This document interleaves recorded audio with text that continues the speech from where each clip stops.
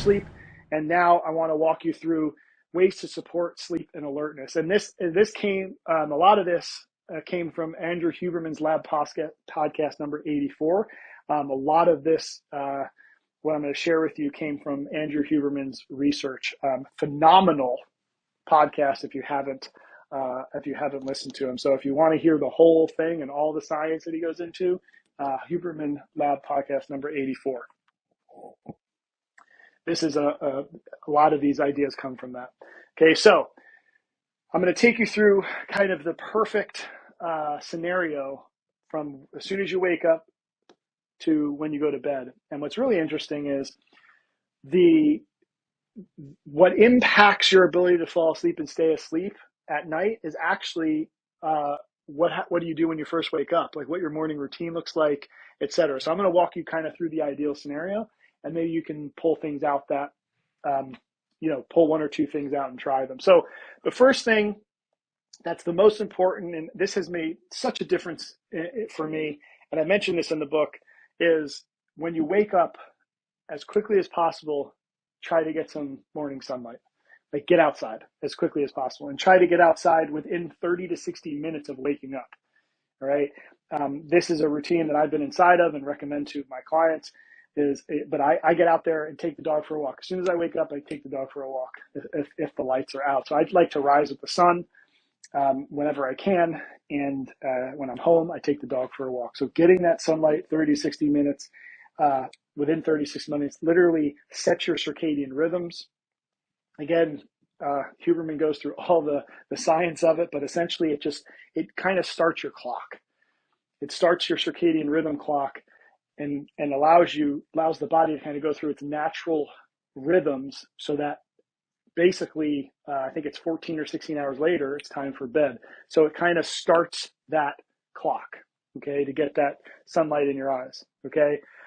When you wake up in the morning, getting some cold exposure or movement is an excellent way to kind of get the body going, right?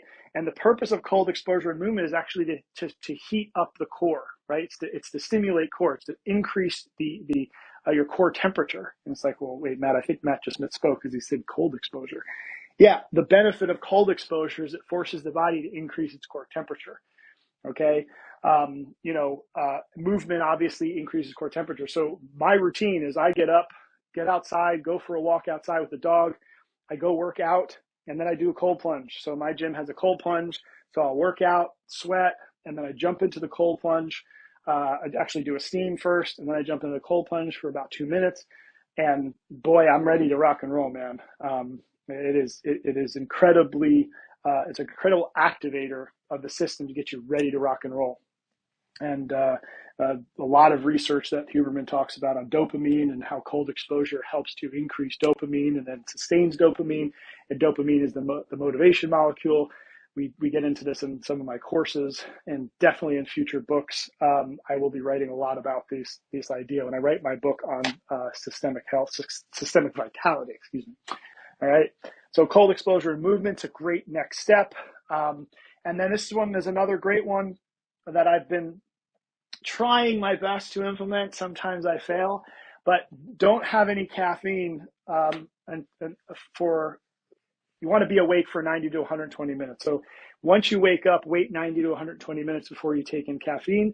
Again, that is because you want the normal rhythms and hormones and neurotransmitters that wake you up and get you going. You don't want to interfere with them too much, because caffeine is definitely, it's not a bad thing, but it's just, you want to authentically wake up and become motivated before putting in the enhancement. And so this has made a big difference for me in waking up and feeling authentically energized by doing these first two things first and waiting maybe 2 hours before having my first cup of coffee. Okay.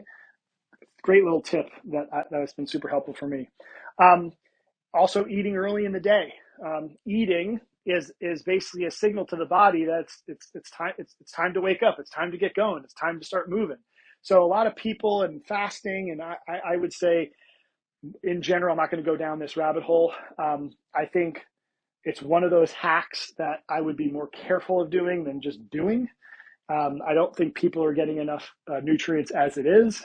If you listen to my to chapter 5 summary, excuse me, whatever chapter it was, chapter 2, when I was kind of breaking down the big problem with systemic and nutrition, is we don't get enough calories. We're undernourished, and we don't have enough fuel. So usually fasting for people that aren't eating well and their systems are already stressed, I just don't recommend it blindly. I would be very cautious with that. Eat early in the day to get the body going. More often than not, working with clients, and I think Eve would definitely agree with this. We are always trying to get people to eat more, eat more, better food.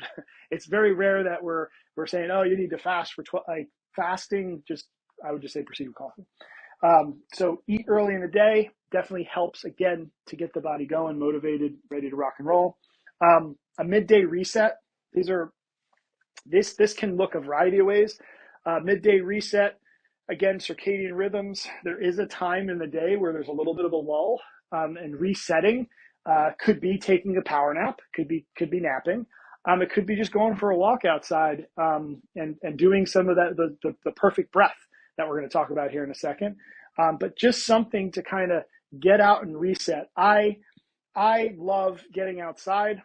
I live in Southern Florida, so I have the benefit of having beautiful weather almost always.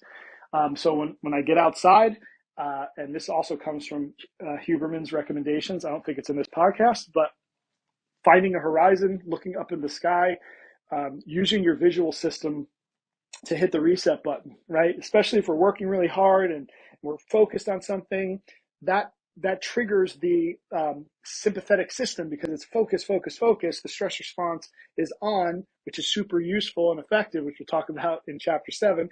And it's great, but we also want to open up the aperture, look at the sky, open up the visual cue, because when we open up the visual cue, it opens the mind up, it opens the brain, it gets it to that 20,000 feet that I mentioned in chapter 8 about getting to 20,000 feet, reset. So that's one of the ways I do a reset. Doing a meditation is a good thing, a breathing practice, but doing a reset during the middle of the day, very, very helpful to sustaining energy, motivation, and also setting yourself up for a good night's sleep. Afternoon sunlight in the early evening. So again, that's kind of this reason why I go outside. Getting some sunlight in the early evening is also helpful, especially as we go into the dusk hours. And it's that not super high intense light that you're going to get in the morning, but afternoon sunlight in the early evening, always good thing to do. And then as you go into the night, you want to dim lights in the internal environment. And so dim lights basically means, if you can, in a perfect world, go from overhead lighting to more lamps. So lights that are more in this plane, right? More in the horizontally, like eye level, as opposed to overhead lights. Overhead lights are definitely more stimulating and kind of cueing the body that the sun's up, it's time to rock and roll. As the sun sets, the sun's now more, in our visual field, and so shifting to lamps as the nights go on. I love candles. It's like my new thing. I think I might be driving you crazy with it, because when we go into the bedroom, like I just want candles in the bedroom, and just really kind of dim light. I feel like it does wonders for my ability to sleep. And while I'm putting on all the candles, I do heat exposure. So it's the opposite that what you would do in the morning. So the last thing I do right before I go to bed is I take a hot shower, usually with candles in the bathroom. So I light a couple candles in the bathroom and I take a really hot shower. Okay. So heat exposure actually cools your core temperature, right? Okay. Because if I'm heating the body, my body has to cool it down. And in order for you to fall asleep, your body has to drop a few degrees. If you actually have to drop your core temperature to fall asleep. Okay. So doing some heat exposure right before bedtime is a great way to position yourself to fall asleep. So candlelight, bath, shower, hot shower, awesome thing to do before you go to bed. And sleep environment cooler. Also very great. I think The last thing I saw was about 68 degrees is ideal. That can be very cold for people. I like it cold. So, there are also things you can get to put on your bed that cool your mattress. Lots of different things out there. But having a colder, cooler environment when you sleep, also very helpful. And so you'll notice that all of these things contribute to a better night's sleep. One other thing that I would say to be very mindful of, and it just depends, is caffeine intake, obviously later in the day. Probably not the best idea for sleeping, and screens and, watching TV right before you go to bed and all that blue light exposure. I mean, there's lots of things about that as well. But again, for another time. But here's just I thought this would be helpful for everybody. All right.